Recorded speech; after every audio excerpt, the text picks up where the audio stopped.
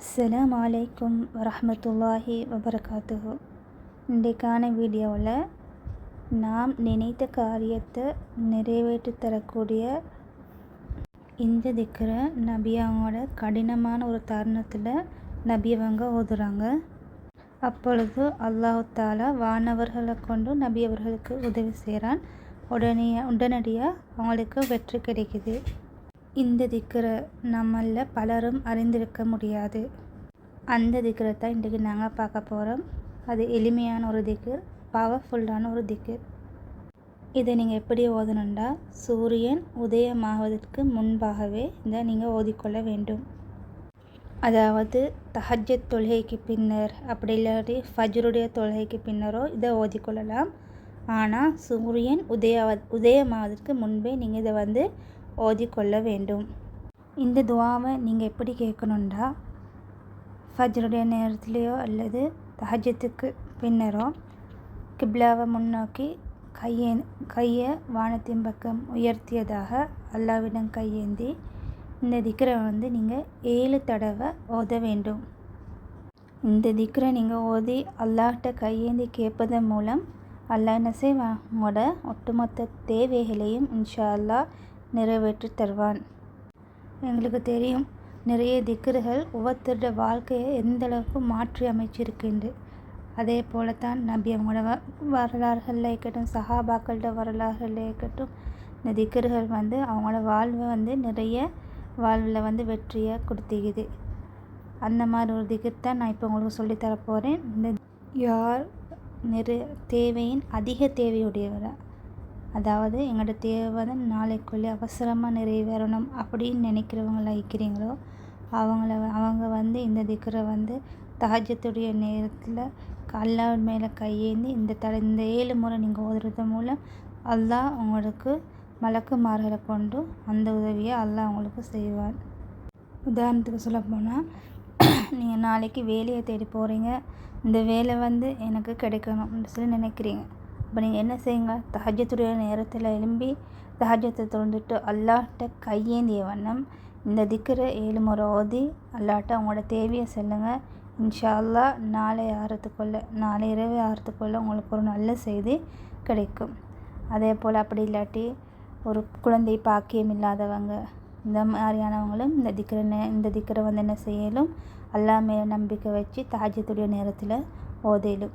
அதாவது என்ன தேவை உங்களுக்கு இருக்குதோ, அதே போல் ஒரு திருமணம், ஒரு பெண் பார்க்கவோ ஒரு மாப்பிள்ளை பார்க்கவோ நீங்கள் போகிறீங்க, நல்ல ஒரு மாப்பிள்ளை அப்படி நல்ல ஒரு பெண் அமையணும்னு சொல்லி நினைக்கிறீங்கண்டா அல்லாட்ட அதையும் அல்லாஹ் மேலே பாரம் சாட்டி நீங்கள் என்ன செய்கிறீங்க, தஹஜ்ஜத்துடைய நேரத்தில் இந்த மாதிரி அல்லாட்ட கையேந்தி கேட்குற மூலம் என்ன செய்ய உங்களுக்கு நீங்கள் எதிர்பார்க்குற மாதிரி ஒரு புள்ள அமையறதுக்கு அல்லாஹ் உங்களுக்கு அருள் செய்வான்.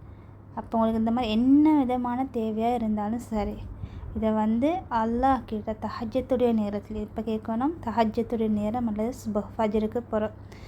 2 கைகளையும் வானத்தை நோக்கி உயர்த்தியவாறு அல்லாஹ்விடம் கையேந்தி கேளுங்க.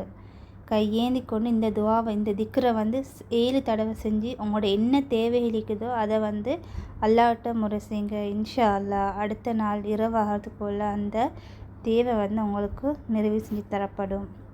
அதே போல் வெற்றி, ஒரு போட்டியில் கலந்து கொள்ள போகிறீங்க, அதில் நான் தான் வெற்றி பெறணும்னு நினைக்கிறீங்க, அப்படிப்பட்டவங்க கூட இந்த திக்ரை நீங்கள் ஓதிட்டு போங்க. இந்த திக்ர் அந்தளவு பவர்ஃபுல்லானது. அதாவது எங்களுக்கு தெரியும், இது நபி அவங்களோட வாழ்க்கையில் வெற்றியை கொடுத்த திக்ர். அப்போ அந்த திக்ரை நாங்களும் அல்லாஹ் மேலே நம்பிக்கை வச்சு எந்த ஒரு விஷயமாக இருந்தாலும் நம்பிக்கையோட ஈமானோட செய்கிற மூலம் தான் என்ன செய்யும், எங்களுக்கு வெற்றி கிடைக்கும். அப்போ நாங்கள் அந்த திக்ரை செய்யும் போது முதல்ல கட்டாய நம்பிக்கை வேணும் எங்களுக்கு. இன்ஷா அல்லாஹ் இந்த திக்ர் மூலம் அல்லாஹ் வெற்றியை கொடுப்பான்ற நம்பிக்கை முதல்ல எங்களுக்கு வேணும். எப்போ இந்த துவாவை நபி அவங்க கேட்டாங்க, அவங்களுக்கு எப்படி வெற்றி கிடைச்சிச்சின்னு பார்ப்போம். அதாவது பத்ர் யுத்தம் எங்களுக்கு தெரியும். இந்த பத்ர் யுத்தம்ன்றது, அந்த யுத்தத்தில் எங்களோட சஹாபாக்கள் 319 பேர் தான் இருந்தாங்க. மற்ற காஃபிர்கள் 1000 பேரை விட அதிகமாக இருந்தாங்க. அப்போ அந்த யுத்தத்தில் இந்த கூட்டத்தை பார்த்தோன்னே தாண்ட தோழர்கள் இருக்கிறதோ 319 பேர். ஆனால் எதிரிகள் இருக்கிறது 1000 பேராகவும் அதிகமாக இருக்குது. இதை பார்த்தோன்னே நபி அவங்களுக்கு கவலை ஏற்படுது. அப்போ அவங்க என்ன செய்கிறாங்கண்டா, அல்லாஹ்கிட்ட கையேந்தி கிப்லாவை முன்னோக்கி கிட்ட கையேந்தி கேட்குறாங்க. இந்த துவாவை தான் அல்லாஹ்கிட்ட உரத்த குரலில் கேட்குறாங்க இந்த துவாவை. அந்த துவா என்னண்டா, அல்லாஹும்ம அன்ஜிஸ்லி மா வஅத்தனி, அல்லாஹும்ம ஆத்தி மா வஅத்தனி. இறைவா, எனக்கு நீ அளித்த வாக்குறுதியை நிறைவேற்றுவாயாக. இறைவா, எனக்கு அளித்த வாக்குறுதியை வழங்குவாயாக என்று தம் கரங்களை நீட்டி கிப்லாவை முன்னோக்கி அல்லாஹ்கிட்ட துவா செஞ்சாங்க.